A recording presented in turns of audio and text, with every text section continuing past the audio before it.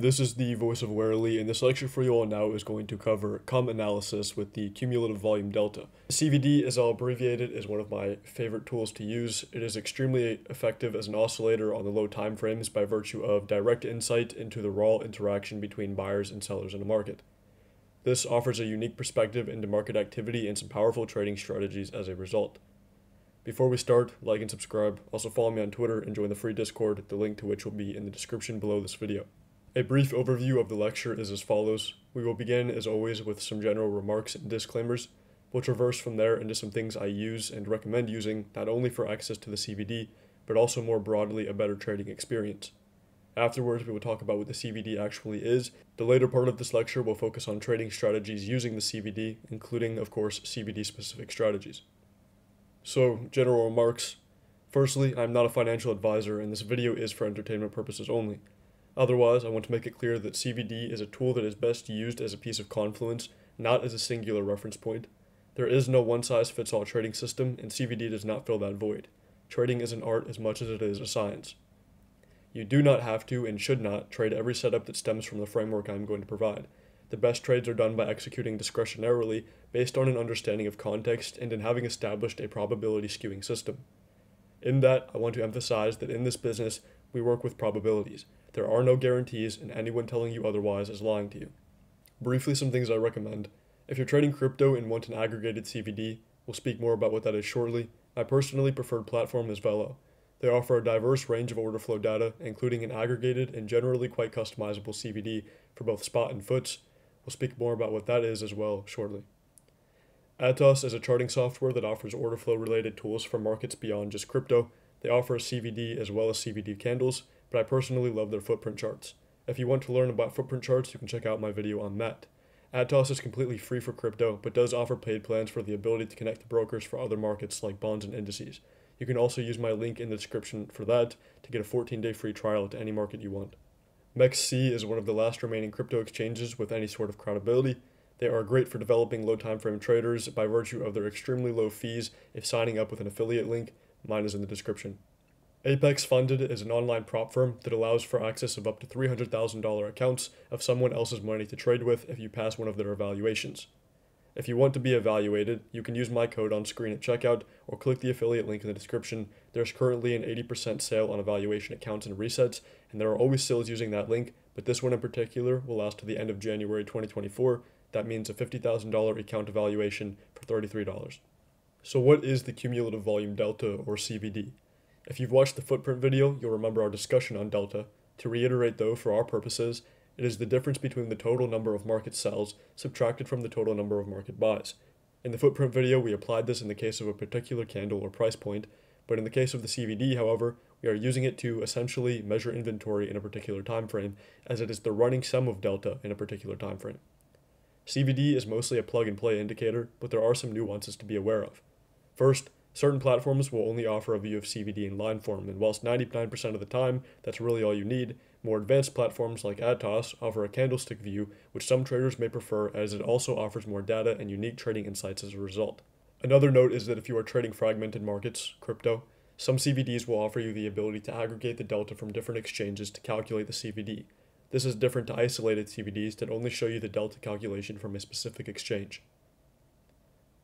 The other note to make is the difference between spot and futures CVDs. We will dive deeper into this in the strategy section, but I did want to make a note of it here. As an example of calculating the CVD, we have a screenshot of a footprint chart and a footprint statistics indicator here. Again, watch the footprint video to learn more about this. For the purpose of this example, assume the first bar is the start of the session. In that bar, you can see it prints a delta of 1003. Again, that means there were 1003 more finalized market buys than market sells in this candle. The following candles printed deltas of 319, 431, 244, then negative 78 respectively. Since we know from the previous slide that the CVD is a running sum of delta in a particular time frame, we can simply add all these numbers up to find that our session's cumulative delta is at a value of 1919. Of all the trading indicator types, oscillators are arguably the most popular and are the category under which the CVD falls into. It is therefore important to understand what makes the CVD special compared to other oscillators, like the extremely famous RSI, for example. To do this, we can proceed down a very straightforward line of questioning. Why do markets move? The relationship between buyers and sellers. What does CVD give us insight to? The relationship between buyers and sellers within a select time period. What do other oscillators give us insight to? The arbitrary reprocessing of that relationship. Again, using the RSI as a comparison, we can see how, quite frankly, distorted the processing of this relationship is, and this isn't unique to the RSI. This as opposed to CVD that is designed to evaluate the relationship between buyers and sellers, which again is the reason markets move. As we've established, the CVD provides traders with a running sum of inventory or delta in a particular time frame. Now, to reiterate a point from the introduction of this lecture, it's important to mention that because this data is so raw, the CVD is especially powerful on lower time frames where participants don't have as much time to reposition. And though it does still have high time frame viability in applications, I personally get most of my usage from this tool as applied to lower time frames. In general, some basic ideas we can explore through the use of CVD are divergences, delta spikes, the relationship between the spot and foots markets, limit-driven breakouts or LDBs, origin points, and delta levels. Before we get into all of this though, it is important, again, to reiterate that the CVD is not a systematic trading strategy, and although we are going to dive into some very powerful insights it provides, as with all trading tools, it is best used as a piece of confluence. Divergences are not CVD unique, but they are the most popular way to trade with oscillators, so I want to get this out of the way. I will also note that in my opinion, divergences on the CVD, because of the data it provides, are much more telling than arbitrary data points calculated by other oscillators. Another way that not all divergences are created equal would be the way that it prints on a chart. Basic eye tests are the easiest way to assign significance to a divergence, so to say that the most obvious ones are going to be the most significant. Another thing to note is the number of bars between your reference point and the diverging price leg. There is a traditional understanding in trading divergences that they should be within 28 bars, and whilst I don't recommend treating that number as gospel, the idea is valuable. There are two types of divergences, absorption and exhaustion. Bullish absorption is a situation where the CVD prints a lower low at a moment wherein price is creating a higher low. This would lead to the expectation that price would be driven to a leg up. Bullish exhaustion is a situation wherein the CVD prints a higher low at a moment wherein price is creating a lower low. This would lead to the expectation that price would be driven to a leg up. Bearish absorption is a situation wherein the CVD prints a higher high at a moment wherein price is creating a lower high. This would lead to the expectation that price would be driven to a leg down. Bearish exhaustion is a situation wherein the CVD prints a lower high at a moment wherein price is creating a higher high. This would lead to the expectation that price would be driven to a leg down. In general, I tend to respect absorption signals more than exhaustion signals because it is telling as to the behavior of where passive participants are stepping in. Here we have an example of bullish absorption where you can see price puts in a swing low and retests it on heavier selling as evident in the CVD, thus establishing the idea that passive buyers are absorbing a more aggressive batch of selling than in the previous low, and price continues higher from there. This is an example of bullish exhaustion in the crypto altcoin TIA, where price creates a level of support, and on the break we can see a lack of sellers following through. Afterwards, price puts a leg in higher. We have our bearish absorption example in Doge, where price creates a swing high before moving lower. The upwards price leg in the middle of the downtrend is a result of a large amount of buying that breaks the swing high CVD level, thus establishing the idea of absorption, and price continues its downtrend from there. Back to TIA for our bearish exhaustion example, we can see price creates a swing high that upon being broken shows a lack of follow-through from buyers given the lower level on the CVD. Price quickly establishes the swing point and settles into a downtrend from there. A more granular view of how CVD is printing will offer the ability to isolate situations wherein a candle direction prints opposite of the delta direction, otherwise known as one-bar divergence. So to say it is a bullish candle on negative delta and a bearish candle on positive delta. These signals print fairly commonly on low time frames and are often best used during pullbacks for trend continuation and or at key contextual levels. Spikes in the CVD reflect a relatively major commitment from one side of the market relatively quickly. It is commonly associated with reversal, as usually the most commitment comes at the end of the move where forced participants enter the market, or when an extremely large passive order stops a bout of extremely aggressive orders around a particular price point. Monitoring the relationship between spot and futures delta as being separated into two different CVDs can be quite telling. Spot is often viewed as the heavier hand in the market as a result of it typically being the activity of larger and longer term participants. When watching price movement, especially in trends, spot and futures are ideally running in tandem in the case of healthy activity. When the activity of spot and futures markets begins to conflict, the spot flow is typically going to be a stronger narrative. In this example, we can see a large price impulse in conjunction with a pop in the spot CVD. Although the perps market steps in to speculate on the other side of price, The spot bid continues, and eventually the market puts in a strong uptrend. When the spot CVD goes relatively flat into continued heavy selling in the futures markets, price takes a leg down, only to be reverted when the spot bid resumes despite continued selling from futures traders.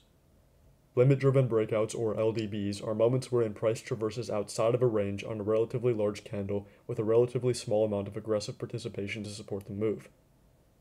This is not extremely common, but it is a great piece of context when breakout trading. The idea is that we see a price range establish itself, followed by price moving to an extreme of the range, and again at this point we are looking for a relatively impulsive price candle in conjunction with a relatively small supporting move in delta. This implies that the relatively few aggressive orders are supported heavily by relatively large passive orders to hold price in their direction. These situations typically offer limited pullbacks near the original impulse. It's important to note that strong trends have support from passive and aggressive participants, but that true to their name, aggressive participants are the ones more commonly willing to chase price, and thus early signs of passive support to a breakout are worthwhile to be perceived positively in the direction of the establishing trend. Origin points are areas on the CVD that come just prior to a CVD spike. We know CVD spikes are the result of a sudden and relatively large amount of aggressive activity, and this principle is a way to refer to the level they came from, and is useful information upon its retest on the CVD, and especially when in conjunction with price. The way I find assessing these most useful is what I call CVD clusters, which are tight areas of failed reversion attempts that come between two CVD spikes. The CVD often retraces to this area before continuing with the direction of the spike. Now on to our delta levels. The first we'll discuss is how every session begins, which is delta neutral. This is a state of flatline delta in a market and is the baseline by which traders will watch inventory accumulate in either direction. Sometimes in a session we will see scenarios where delta moved away from its neutral zero level and then it returns. We call this delta neutralization, and depending on the context can be perceived as an inventory flush, a context shift, or both.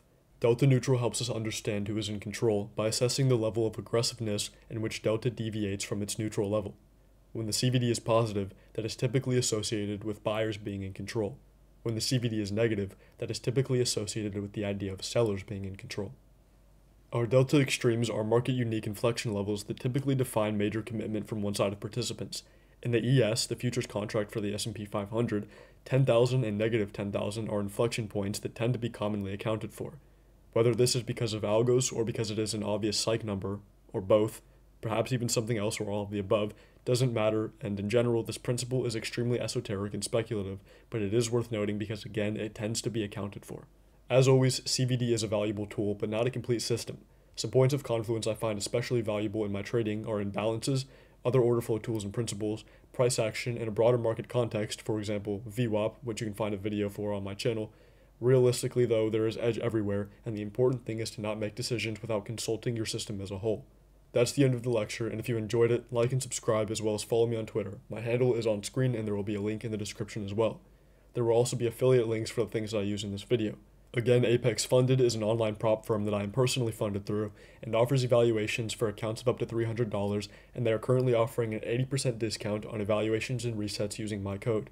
That's a $50,000 evaluation for only about $33. The sign up for that can be found on the affiliate link below this video. If you found value from this, you can also support my crayon eating addiction using that Ethereum address on screen and in the description. Lastly, I have a free trading Discord open to everyone. I'm in there all the time giving feedback and answering questions. If you join there and ping me, I will also give you this divergence cheat sheet from earlier in the video, and you can also get the VWAP framework cheat sheet from there as well. That's it for the video. Thanks for watching. See you all in the books.